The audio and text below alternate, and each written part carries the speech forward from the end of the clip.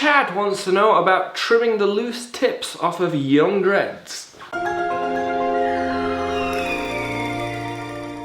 Loose tips, some people love them, lots of people hate them, especially when the dreads are young. It just seems like dreads that aren't really where they should be yet. The compulsion to just go in and cut them off, I mean, it's real.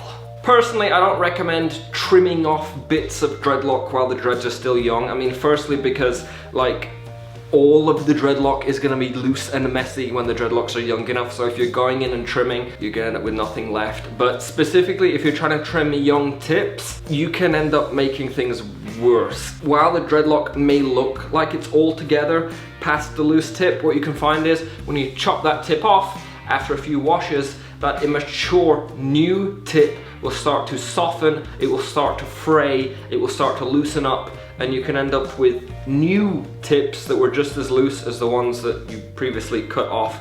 And so all you've really done is lost some length where you've done the trimming. With loose tips, I mean, really, if the dreadlocks are young, I'd just leave them alone and not worry about them too much because they're gonna be loose when they're young. If you really wanna trim them, I'd wait until the dreadlocks are more mature. As the dreadlocks get stronger, tougher, you can cut them without as much worry of stuff fraying out. But if you've waited for them to be mature enough to do the trimming, chances are you'll find out that the tips have sorted themselves out in that time anyway. Also, you can potentially look into maintenance, but you know, gotta decide what's best for you and your hair. Thanks for watching, hope this was helpful. Drop a like or a subscribe if you're into that sort of thing. Leave a question below if you'd like me to answer some of your stuff. See you next time.